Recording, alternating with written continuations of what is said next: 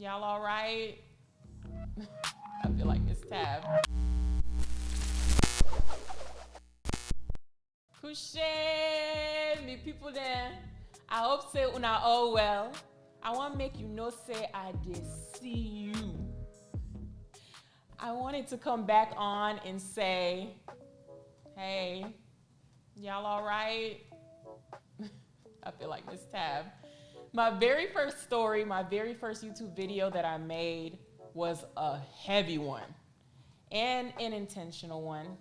So I really felt like I had a need to come back and say something about it because there was just no happy ending to that story. And I think we so badly wanted it to have a happy ending. Am I right?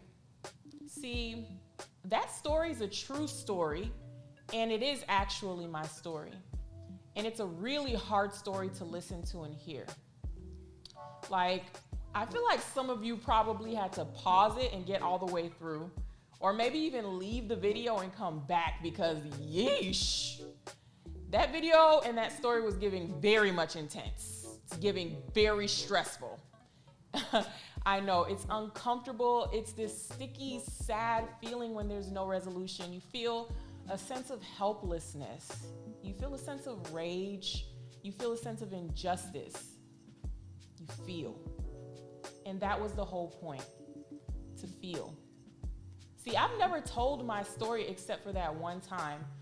And so when God told me to tell it again this way, I fought against it because not again. I didn't want to subject my story to the human capacity to avoid pain at all costs. And that's fair. I sat with that, and I eventually came to the conclusion that there is a risk that I was being asked to take again. So I'm just gonna be honest with you. After 6 months, yes, 6 months of spiritual jujitsu with Jesus, I learned a few things. One thing that I learned was about stories, and I tend to wax poetic sometimes, so I'm gonna really try not to do that. But I really do think that this will help someone. So I hope you don't mind if I just share a little bit of what I've learned with you. While I sat with myself during that 6 months and weighed the risk of telling my story again, I learned this about stories. Story is spiritual. It's so much more than words infused by the human voice. It is spiritual. It's the reason why books are burned. It's the reason why a human in solitary confinement for years can walk out whole, because he had just one thing. He had a book. He had stories.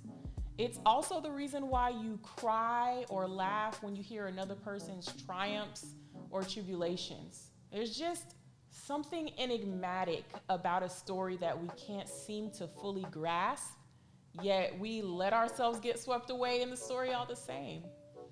And that's because what a story does is offer each one of us glimpses into the intangible aspects of our human existence.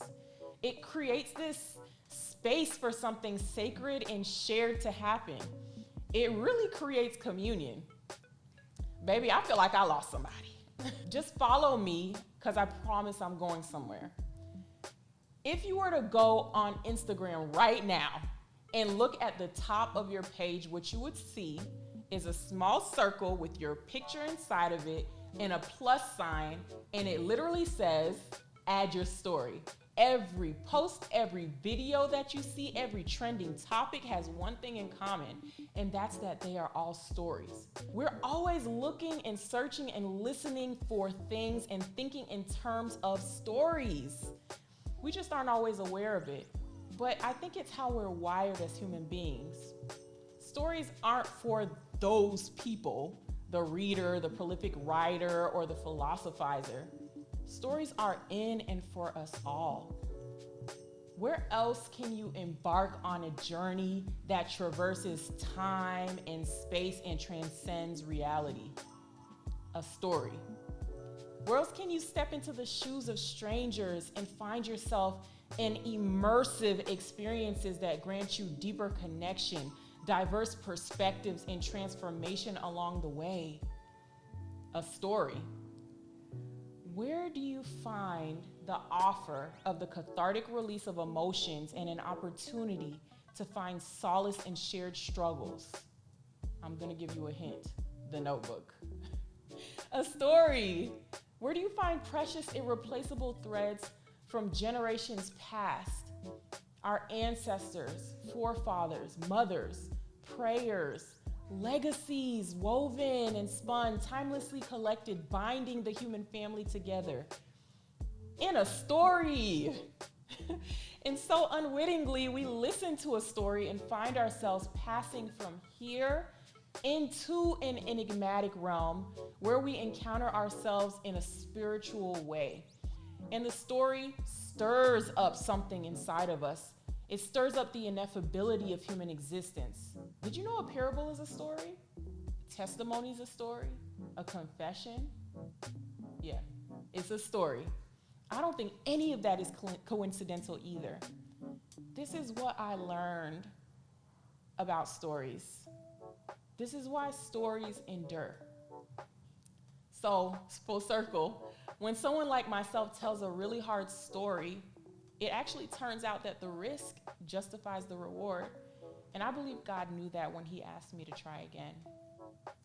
So if you listened to my first story and felt anything at all, then you were actually there with me, supporting me, holding my hand, believing me. And in no small way, you created a better ending to that story that lives within me than the ending that I experienced in reality. And I want to thank you for that. My favorite poet and writer, Maya Angelou, said, "There's no greater agony than bearing an untold story inside you." And firsthand knowledge is true. 26 years is a long time to hold what feels unbearable. How long have you been holding the same? I think you're here because you really need to hear this. This space was created and exists. Untold exists because no one should have an untold story.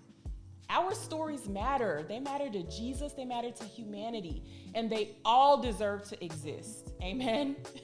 And it's okay if you're not there yet. That's all right. I know it's a journey.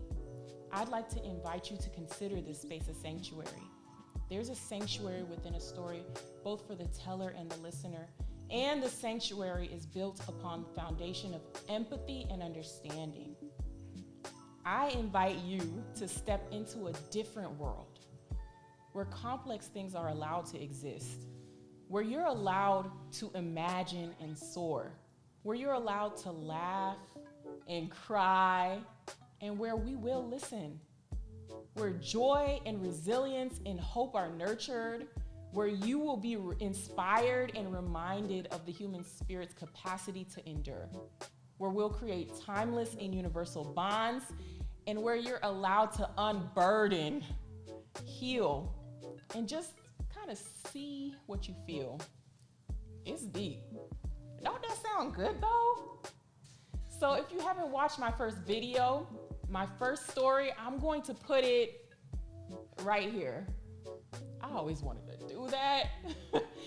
And if you have watched and you've accepted the invitation, I warn you, only those with a thirst and insatiable hunger to enter into the story realm can. And what you'll find is an arcane symbol. It only reveals itself to its seeker. If you glance the forbidden glyph, it'll beckon you forward, and you'll only have a moment to prove yourself worthy. Be ready, and don't hesitate, because once the glyph transforms, it reveals the portal into the untold. Behold, the forbidden glyph. I'm sorry, I know that was corny, but how can you not click, right? So step into this space with me again, and I thank you. I really gladly for you. I'm very grateful for you. So I dare you to speak. I dare you to listen. I dare you and I challenge you to embrace your story. Welcome to Untold.